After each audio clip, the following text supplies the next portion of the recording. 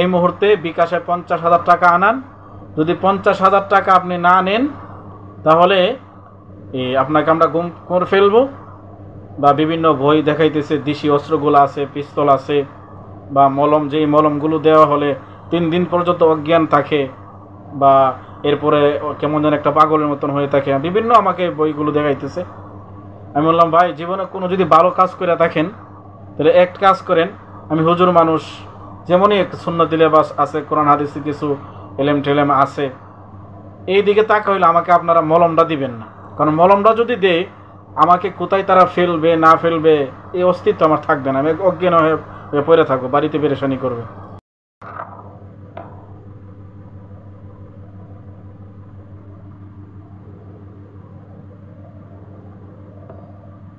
আসসালামু আলাইকুম ওয়া রাহমাতুল্লাহ।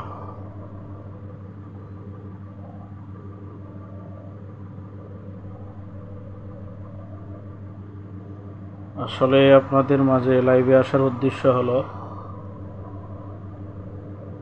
হেডলাইনটা পরেই হয়তো বা বুঝতে পারতেছেন, আর অনেকেই অনেক বন্ধু বান্ধব দেশ এবং প্রবাস থেকে অনেক বন্ধু বান্ধব খবর নিতেছেন কি হয়েছে বিস্তারিত, বা অনেকেই খবর নিয়েছেন। তো আসলে আমার কিভাবে শুরু করব বুঝতে পারতেছি না। তো আমার জীবনের সাথে ঘটে যাওয়া ভয়ঙ্কর এক কিছুক্ষণ মুহূর্ত, যেই মুহূর্তটাকে অনুভব করলে বোঝা যায় যে মরণটা খুব সন্নিকটে, দুনিয়াটা খুব সংকীর্ণ। জীবনে অনেক গল্প শুনেছি, যেই গল্পের সরাসরি সম্মুখীন আমি নিজে হয়েছি। আশাবাদী বন্ধু বান্ধব যারা অতীতে পরে বা অথবা লাইভটা দেখবেন বা শুনতেছেন, সকলের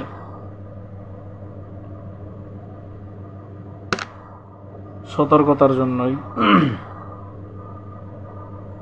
অনেকে আসতেছেন লাইনে। ঘটনাটা আমি বলবো আমার সাথে ঘটে যাওয়া, হয়তোবা মা বাবার দোয়া, উস্তাদদের দোয়া, আপনাদের দোয়ায় আল্লাহ তাআলা আমাকে হেফাজত করছে। আমাদের মাঝে উপস্থিত হয়েছেন হযরত মাওলানা দেলোয়ার হোসেন সাহেব, শামসুদ্দিন হাবিবুর রহমান সাহেব, চাচা সহ অনেকে উপস্থিত হয়েছেন। তো আসলে যে হেডলাইনটা শুনে হয়তো বা অবাক হয়ে যাচ্ছেন, হৃদয় বিদারক।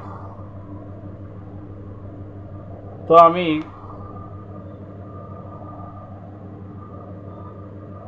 গত শুক্রবার জুমা পড়িয়ে বাড়ির দিকে যাব, সিলেটের দিকে।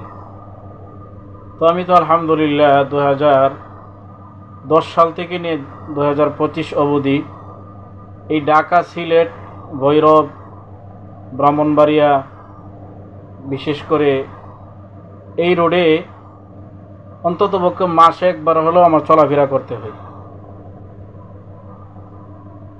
এই 10-15 বছর ধরে এই রোডে চলাফেরা করে আলহামদুলিল্লাহ এমন কোনো কিছু হয় নাই।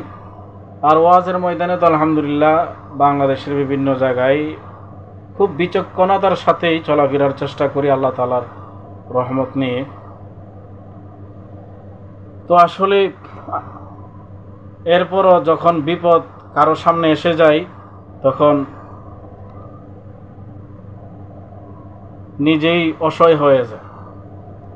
কপালে তাকদিরে থাকলে ফিরানো যায় না, তখন বিচক্ষণতা এখানে কাজে আসে না। তো এই বিষয়টা হলো যে জুমা পড়িয়ে আমি বাড়ির দিকে যাবো। তো অনেক সময় হানিফ, শ্যামলী, ইউনিক এগুলিতে চলাফেরা করি, বা আমাদের বুলাগঞ্জ সাদা পাথর আছে যে এনপি পরিবহন সহ অনেক সত্ত্বাধিকারী আমিন নানা ফোন দিলেই টিকিট কাইটা দিয়ে সরাসরি বুলাগঞ্জ সাদা পাথরের বাস দিয়ে চলে যাই। তো প্রায় সময় প্রাইভেট কারে যাতায়াত করি, কিন্তু ওই দিনের যাতায়াতটা ছিল ভিন্ন, যেটা আমার জীবনের কিছু সময়ের জন্য অমাবস্যা রাত কেউ হার মানায়। তো অনেকক্ষণ দাঁড়িয়েছিলাম, বৃষ্টি পড়তেছে। তো ডাইরেক্ট বাস না পাওয়াতে হঠাৎ একটা হায়েজ আইসা আমাকে বলতেছে, হুজুর কোথায় যাবেন, সিলেট যাবেন? আমি কই জি ভাই যান। হুমায়ুন চত্বর নামাই দিবেন, কো উঠেন। আমি কই ভাড়া কত? বল বাসের ভাড়ায় দিয়েন। আমি বলছি না, আরেকটু কম দিবেন। কয়চা ওঠেন। তখনও আমার মাথায় খেয়াল নাই যে এটা প্রাইভেট কার না, এটা একটা হায়েজ, বা যে হায়েজের ভিতরে অসংখ্য অনেক খারাপ কাজ হয়, অনেক সন্তানদের রিজিক কর্তন করা হয়। যে তখন মাথা ভিড়ে এগুলো কাজ করে নাই। মানুষ যতই বিচক্ষণতার সাথে চলাফেরা করুক, বিপদ যখন গাড়ে আসে তখন এগুলিও কাজ করে না। তো বৃষ্টি পড়তেছে, অনেকক্ষণ দাঁড়াই রয়েছি। তো আমি হায়েজের ভিতরে উঠা গেছি। উঠার পরে আমি জানালার সাইডে বসছি। আমার যে সিটে বসছি, মাঝখানের সিটে আমরা 3 জন, আমার সাথে আরো 2 জন, আমার পিছনে একজন, সামনে ড্রাইভার সহ আরেকজন। তারা মোট 5 জন লোক। তারা এমন 5 জন লোক যে আমার সমান মনে করেন যে পাকিস্তানিদের মতো, এক একজন এক এক লম্বা টম্বা, অনেক বড় সড়ো সুঠামদের অধিকারী। আমার মতো মানুষ 2 জন জোড়া দিল তাদের সমান হবে না এক একজন, এত বড়। তো আপনারা জানেন, বিশেষ করে ঢাকা সিলেট হাই রোডে বিশ্ব রোড প্রচুর জ্যাম থাকে সবসময়, বিশেষ করে যখন বৃষ্টি হয়। তো আজ আমি বাড়ি থেকে আসছি, যে গতকাল তারা সাইদাবাদ থেকে রওনা দিয়েছে, তারা বিশ্ব রোড। তো এই গাড়ি রেখে আবার অন্য গাড়ি দিয়ে চলে আসছি। তো অনেক কষ্ট করে, আল্লাহ তাআলা এই কষ্টগুলোকে হেফাজত করুক, অনেকে বৃষ্টিতে ভিজে আজকে আসছি। তো এই জ্যামের কারণে প্রায় অনেকক্ষণ তাদের সাথে কথাবার্তা হয়।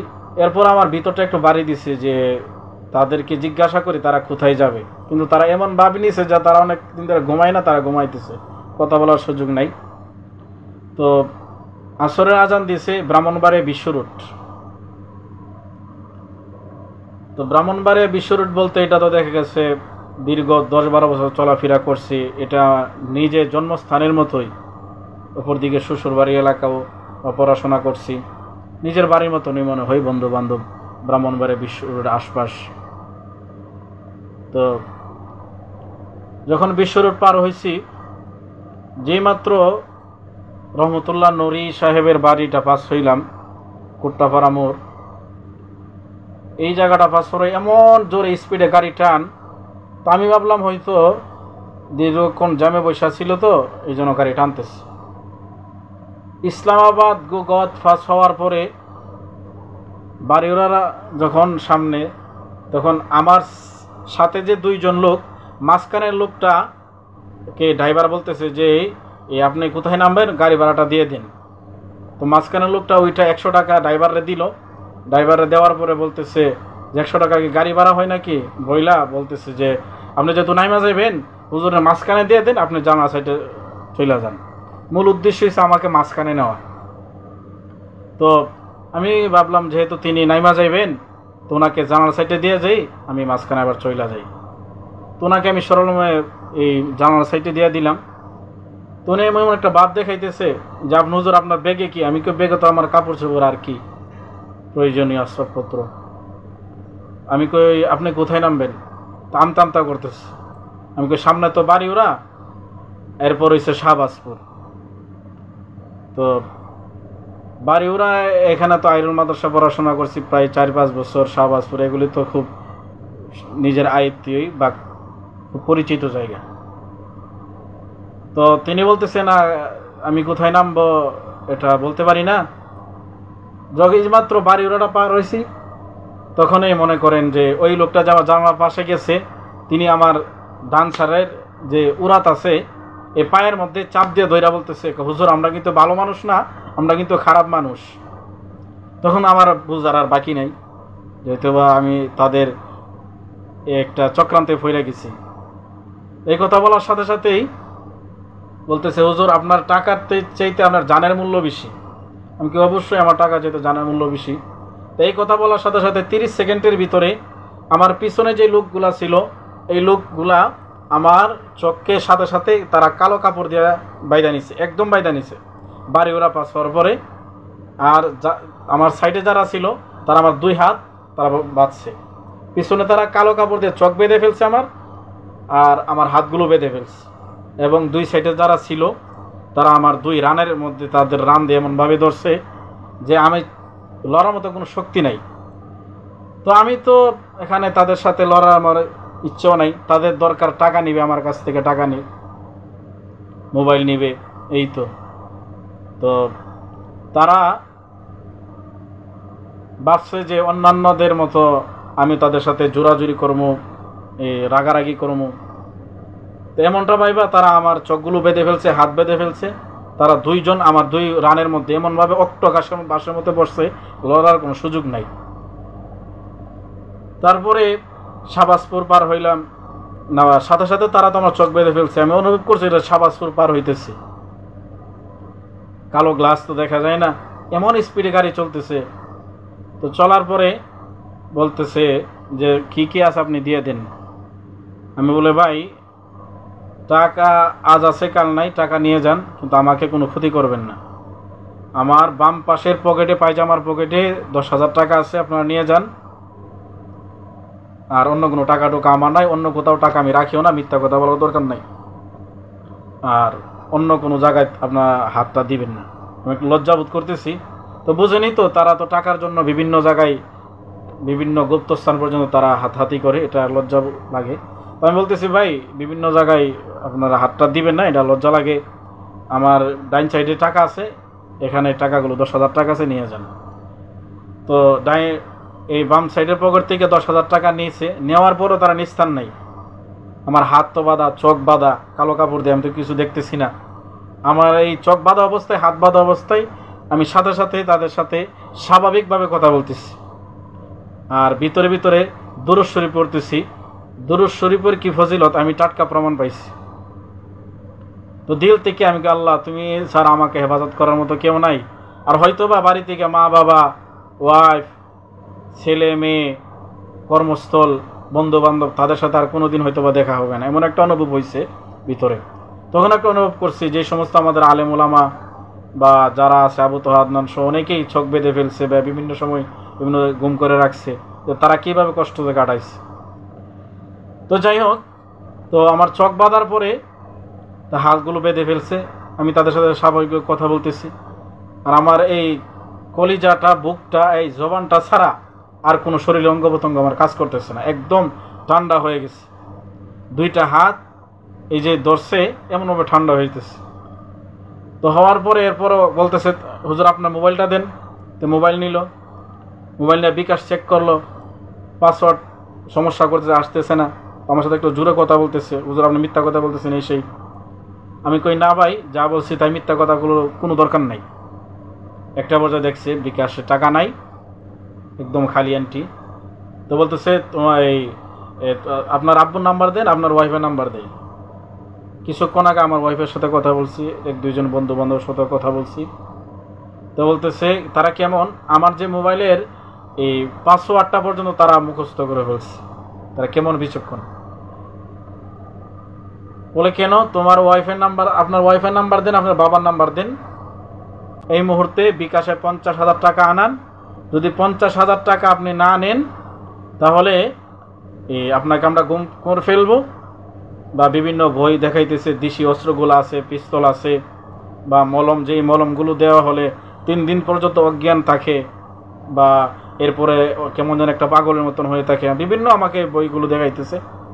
আমি বললাম ভাই জীবনে কোনো যদি ভালো কাজ করে থাকেন তাহলে এক কাজ করেন, আমি হুজুর মানুষ, যেমনই একটা সুন্নতি লেবাস আছে, কোরআন হাদিসে কিছু এলেম টেলেম আছে, এই দিকে তাকা হইলে আমাকে আপনারা মলমটা দিবেন না।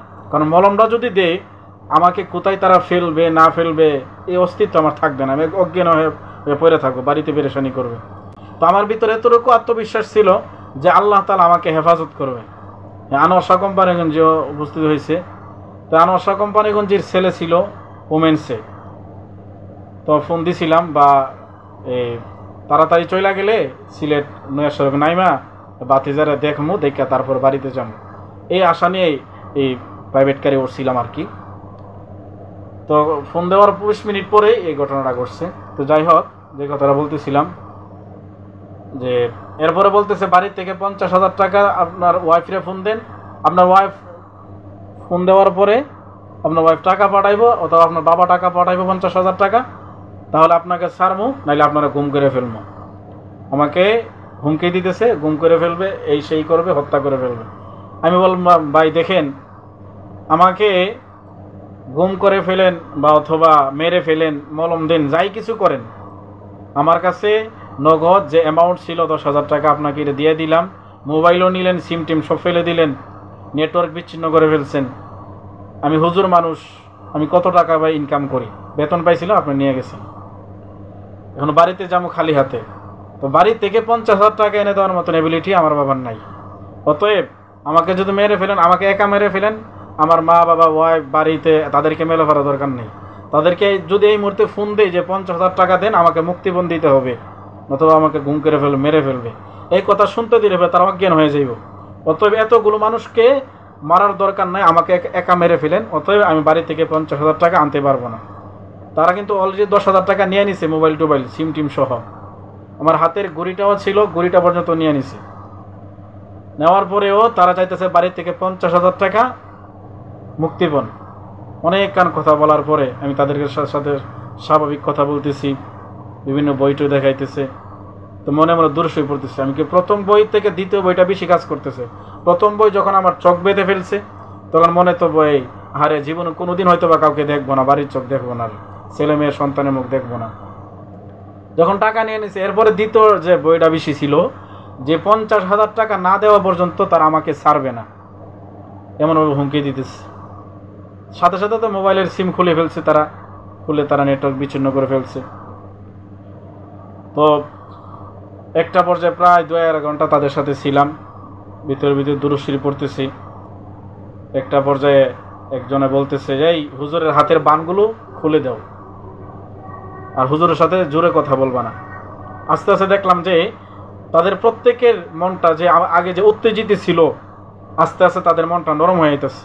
আমি দিল থেকে বলি, আল্লাহ এই মুহূর্তে তুমি ছাড়া কেউ নাই, আর আমি যে দুরূদ শরীফ পড়তেছি, আমার আত্মবিশ্বাস ছিল আল্লাহ তাআলা আমাকে হেফাজত করবেই, আমার একটা আত্মবিশ্বাস ছিল। আর দুরুদের যে ফজিলত আমি বাস্তব প্রমাণ পাইছি, যে কেমন যেন তাদের প্রত্যেকের মনটা আস্তে আস্তে নরম হয়ে গেল। একটা পর্যায়ে তারা বলতেছে যে হুজুরের সাথে আস্তে কথা বল, হুজুরের সাথে বিয়াদবি হবে। আর একটা বলতেছে হুজুর আমাদের জন্য দোয়া করবেন, আল্লাহ যেন আমাদেরকে হেদায়েত দান করে। তো অনেক কান কথা বলার পরে তারা বলতেছে, আমি তো এক পাই যে আমি বাড়ি থেকে 50,000 টাকা কোনো মতে আনবো না, প্রয়োজন আমাকে মেরে ফেলেন, 50,000 টাকা আপনাকে মুক্তিপণ দিতে আমি পারবো না, বাড়িতে ফোন দেব না। তো একটা পর্যায়ে দেখলাম যে তাদের মনটা নরম হয়েছে। তো বলতেছে হুজুর আপনাকে এমন একটা জায়গায় নামাই দিব, আপনি ডানে বামে কোথাও চাইতে পারবেন না, সোজা চলে যাবেন। আমাদের পিছনে একটা হায়েজ আছে, সামনে আরেকটা হায়েজ আছে, অতএব কোনো ধরনের চালাকি করার চেষ্টা করবেন না। তাদের মনের ভিতরে বই আমি নামার পরিনি, তাদের গাড়ির নাম্বার মুখস্থ করি বা লোক জমা গমার চেষ্টা করি।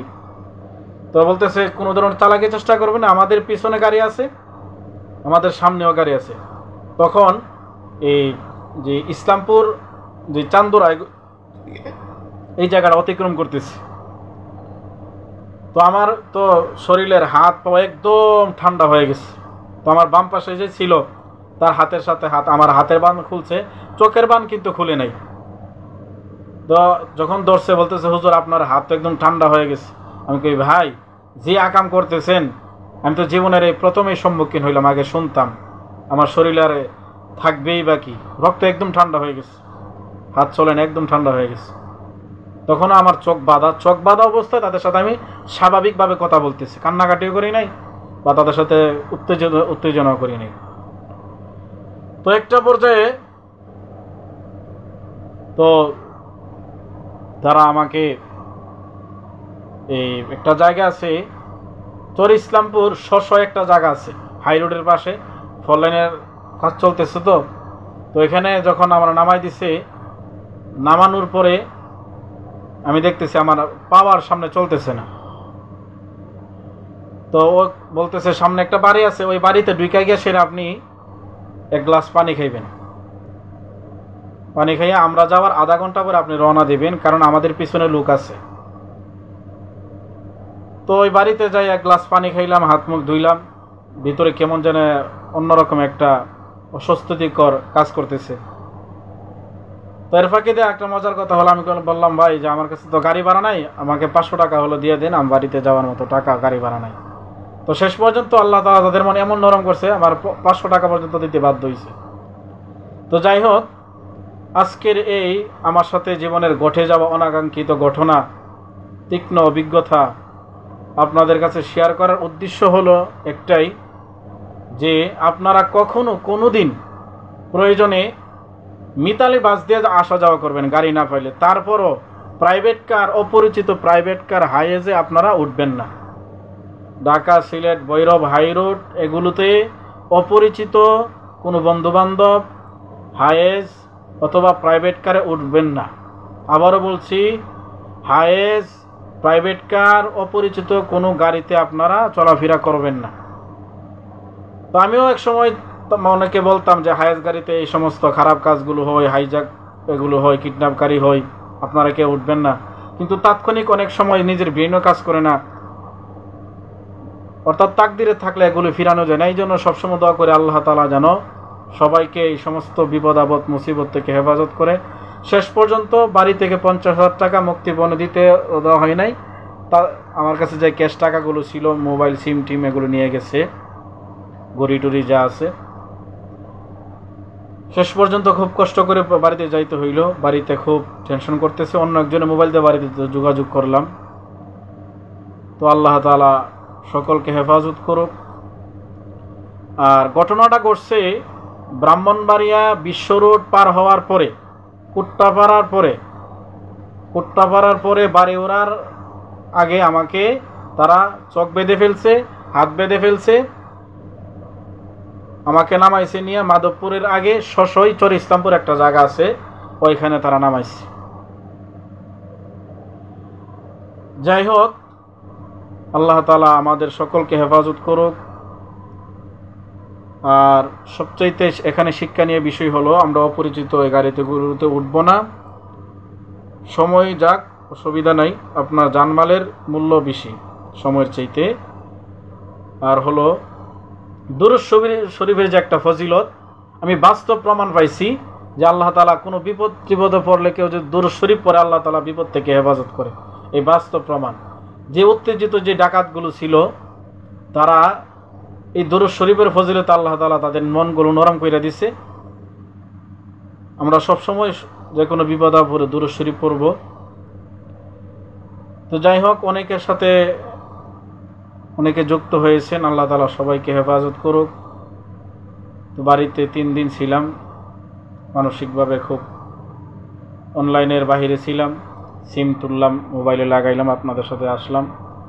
অনেকেই নক দিয়েছেন, খবর নিয়েছেন দেশ প্রবাস থেকে, আল্লাহ তাআলা সবাইকে হেফাজত করুক। অনেকে যুক্ত হয়েছেন আমার সাথে, সাদেক ভাই, কামরান সামি ভাই, খুব মহব্বতের মানুষ, শরীফ হায়দার খুব ভালো মানুষ, শরীফ মাহমুদ বলছে হুজুর আপনার এখন কি অবস্থা? আলহামদুলিল্লাহ ভাই, এখন ভালো। সাজিদুর রহমান সাহেব দামাত বারাকাতুহু, আমার দারুল আরকাম মাদ্রাসার সাবেক নাজিমে তালিমাত, এবং জাকারিয়া পিন ভাই খুব ভালো মানুষ। কিভাবে জিম্মি করলো ভাইজান? হায়েজে উঠছিলাম ভুলক্রমে। তো হায়েজের ভিতরে আসল কথা হলো, তারা কোনো কিশোর গ্যাং না, তারা অরিজিনাল বড় ধরনের ডাকাত, তারা বড় ধরনের ডাকাত, হাইজ্যাকার। দৈনিক মনে করেন যে তাদের লক্ষ টাকা ইনকাম আছে, এইভাবে মানুষদেরকে হাইজ্যাক করে। আর বিশেষ করে ভৈরব, ব্রাহ্মণবাড়িয়া, কুট্টাপাড়া, বিশ্ব রোড সহ বিভিন্ন মোড়ে মোড়ে তাদের চ্যানেলের লোক আছে, আমি যতটুকু বুঝলাম প্রত্যেকটা বড় বড় যে পয়েন্টগুলো আছে তাদের লোক আছে, তাদের হাত আছে, এই লোক তাদের চ্যানেল দিয়ে তারা এগুলি কাজ করা। তারা হয়েছেন বন্ধুবর মাওলানা নূর মোহাম্মদ, বন্ধু আব্দুল বাসিদ নোমানি, মোহাম্মদ মুশাররফ করিম, হুসাইন ভাই, আনাসুর রহমান ভাই, আনাস ভাইয়ের গাড়িটার মতন কালো গাড়ি আছিল, সেম আনাস ভাইয়ের গাড়িটার মতন। মুস্তাকিম বিল্লাহ ভাই, ইন্না লিল্লাহ। ইমরান আহমদ ভাই আমাদের সাথে যুক্ত হয়েছেন, ভাই রুহুল আমিন ভাই যুক্ত হয়েছেন, আজিজুল হক নুরানি ভাই, মোহাম্মদ মাসুদুর রহমান হানাফি ভাই। কোথা হয়েছে ভাই? এটা ওই ব্রাহ্মণবাড়িয়া বিশ্ব রোড পার হওয়ার পরে কুট্টাপাড়া এবং বাড়ি ওরার আগে আমাকে চোখ বেঁধে ফেলছে, তারা হাত বেঁধে ফেলছে। জাকারিয়া মাহমুদ, ইয়াকুব উসমানী, মুফতি আনামুলক আশরাফি ভাই সহ অনেকে যুক্ত হয়েছেন। জাকারিয়া মাহমুদ সিদ্দিকী,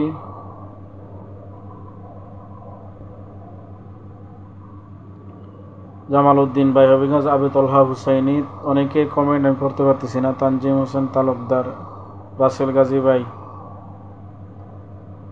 শহীদুল্লাহ শাকিল, মুফতি ইব্রাহিম খলিল আশরাফি, সিবগাতুল্লাহ সাদ ভাই, আমানুল্লাহ চাচা, এশিয়ান মিডিয়া খুব ভালো মানুষ, সঠিক কথা বলছেন। যাই হোক, অনেক আমার সাথে যুক্ত হয়েছেন, অনেকেই ফোন দিয়ে আমার খবর টবর নিয়েছেন, বিভিন্ন দেশ থেকে প্রবাসে যারা আছেন বন্ধু বান্ধব সকলেই খবর নিয়েছেন, দুঃখ প্রকাশ করছেন। তাহলে আজকের আরিফুল ইসলাম আনসারি ভাইও আমাদের সাথে যুক্ত হয়েছেন। আবুল কাশেম ভাই, না ভাই ছুটিতে গেছিলাম, বাড়িতে গেছিলাম আর কি, ভাবছিলাম যে প্রাইভেট কারে তাড়াতাড়ি বাড়িতে চলে যাইমু, এ আর কি। জমির হোসেন সিদ্দিকী ভাই আমাদের সাথে যুক্ত হয়েছেন। যাই হোক, আজকে আমার এই ঘটনা থেকে শিক্ষণীয় বিষয় হলো যে আপনারা কোনো অপরিচিত প্রাইভেট কার হায়েজে উঠবেন না, তাড়াহুড়া করবেন না, আর বিপদ আপদে হলে দূর শরীফ পড়বেন। সজীব আহমদ ভাই যুক্ত হয়েছেন। মোহাম্মদ শরীফ আলম, ঘটনা কোন দিন হয়েছে? বা এটা গত শুক্রবারের ঘটনা। জাবেদ হাসান, এখন কি অবস্থা? মাহমুদ মহিউদ্দিন মাহমুদ, বাবা আলহামদুলিল্লাহ ভালো। যাই হোক, সর্বশেষ কথা হলো বন্ধু বান্ধব যারা আছেন, আপনারা অপরিচিত প্রাইভেট কার হায়েজ গাড়িতে এগুলিতে উঠবেন না, এগুলো খারাপ চক্রের দল। তারা আমার কাছ থেকে নগদ 10,000 টাকা, মোবাইল, সিম টিম ইত্যাদি ঘুরিয়ে নিয়েছে। তারপরও বাড়ি থেকে 50,000 টাকা তার মুক্তিপণ চাইছে। তারা প্রথমে ওরা চোখ বেঁধে ফেলছে, হাত বেঁধে ফেলছে। তো ব্রাহ্মণবাড়িয়া বিশ্ব রোড পার হওয়ার পরে হায়েজের ভিতরে বেশি বেশি আমরা বিপদ বলে দূরে শরীফ পড়বো। আল্লাহ তাআলা আমাদেরকে হেফাজত করুক, বিপদ আপদে ধৈর্য ধারণ করার তৌফিক দান করুন, আমিন। জান আলম সিদ্দিকী ভাই আমাদের সাথে শরীক হয়েছে। জি ভাই, শাহবাজপুর যখন পার হয় তখন আপনাদেরকে মিস করছি। জান আলম সিদ্দিকী ভাই, সিফাত জামিল, যে এখানে তো আমাদের খুব পরিচিত মানুষ, খুব কাছের মানুষ। শাহবাজপুর যাই সময় আমার চোখ টোক তারা বাঁধতেছে। তার একটা বিষয় হলো, যখন এমন পরিস্থিতি যদি কেউ পড়ুন, আল্লাহ না করুন, আল্লাহ না করুন, আল্লাহ না করুন, এমন পরিস্থিতি যদি আপনি পড়ুন, তাহলে কখনো তাদের সাথে বার্গেটিংয়ে যাবেন না, তাদের সাথে উত্তেজিত তাদেরকে করবেন না। টাকা চাইলে টাকা মোবাইল দিয়ে দিবেন, ভাই আজকে টাকা আছে, কাল টাকা নাই, টাকা এক সময় আসবে, মোবাইল একটা গেলে আর একটা আসবে। কিন্তু তারা যদি দেশি অস্ত্র দিয়ে আপনার একটা আঘাত করে ফেলে, পেটের ভিতরে আঘাত করে বা গলায় যদি একটা আঘাত করে, একটা গুলি করে, তাহলে কিন্তু ভাই পুরো লাইফটাই নষ্ট হয়ে যাবে। এই জন্য আরেকটা বিষয় হলো, আল্লাহ না করুন এমন পরিস্থিতি পড়লে, বিশেষ করে আমরা যারা বক্তারা আছি, বিভিন্ন জায়গায় মাহফিলের সিজন আসতেছে, তো এমন পরিস্থিতি বললে তারা যা চাই দিয়ে দিন, তাদের সাথে বার্গেটিংয়ে না যাওয়া। এই কথাটা আমার উস্তাদ আহলাজ মুফতি আবুল কাসিম হাশেমি দামাত বারাকাতুহুম, আইরুল ইসলাম মাদ্রাসা সুনামধন্য মুহতামিম সাহেব, তো হুজুর সাথে আমি ছাত্র জামানায় প্রায় জামাই মাহফিলে যাইতাম, তখন এই কথাটা আমার মাথায় আসছিল যে কখনো ডাকা ডোকাত ধরলে তাদের সাথে বার্গেটিংয়ে যাইবা না, তাদেরকে উত্তেজিত করবা না, তাদেরকে যা চাই তা দিয়া দিবা। শায়েস্তাগঞ্জ এবং যে পামরা পার হওয়ার পরে খালি জায়গা আছে, এখানে আমার উস্তাদকে ধরছিল, তারা গাড়ি থেকে নামায়া নিয়ে, ড্রাইভার আনাস ভাইও যুক্ত আছেন, মনে আছেন কিনা এই কাহিনী, এই গাটুরার আনাস ভাই সহ ইসমাইল হোসেন হবিগঞ্জে ছিল, ঘটনাক্রমে ওই দিন ছিলাম না। তাদেরকে একদম জমিনে নামায় নিয়ে তাদেরকে বিভিন্ন জায়গায় তারা চেক করে, একদম উলঙ্গ করে হয়তো বা তাদেরকে এই বিভিন্ন জায়গায় টাকা ঢোকা আসেনি, তাদের দেখছে। শেষ পর্যন্ত হুজুরের কাছ থেকে টাকা ঢোকা নিছে, তাদের মোবাইল টোবাইল নিছে। তো যাই হোক, আল্লাহ না করুক যদি এমন পরিস্থিতি ডাকাতের সম্মুখীন আমরা হই, হাইজাক কিডন্যাপের সম্মুখীন হই, তার যা চাই আমরা দিয়ে দেব এবং বেশি বেশি দুরূদ শরীফ পড়ব। আল্লাহ তাআলা আমাদেরকে হেফাজত করবেন।